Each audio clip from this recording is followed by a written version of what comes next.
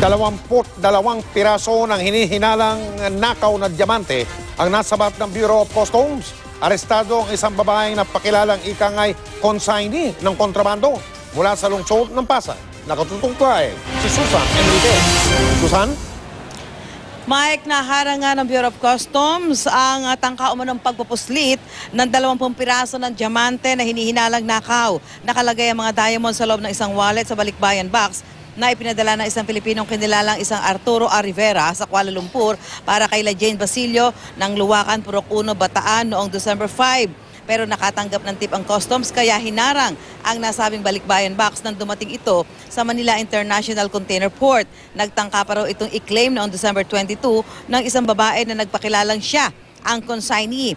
Binuksan sa kanyang harapan ng balikbayan box kasama ang mga opisyal ng customs at dito na tumambad ang mga diamante na kasinlaki ng butil ng mais. Naniniwala ang customs, pati na rin ang National Bureau of Investigation na ninakaw mga diamanteng ito sa ibang bansa, kaya nakikipag-ugnayan na sila sa Interpol.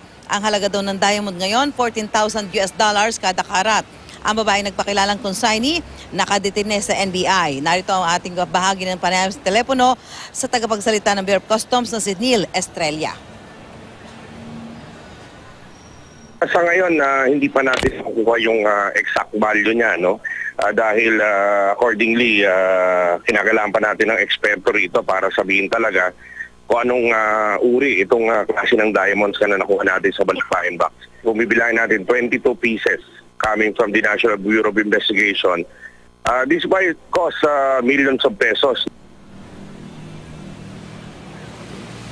Sa ngayon ay patuloy pa itong iniimbestigahan ng mga tauhan ng NBI at ng Bureau of Customs at posibleng imapagharap ng kaso si Basilio at Rivera. Mike? Maraming salamat, Susan Enriquez.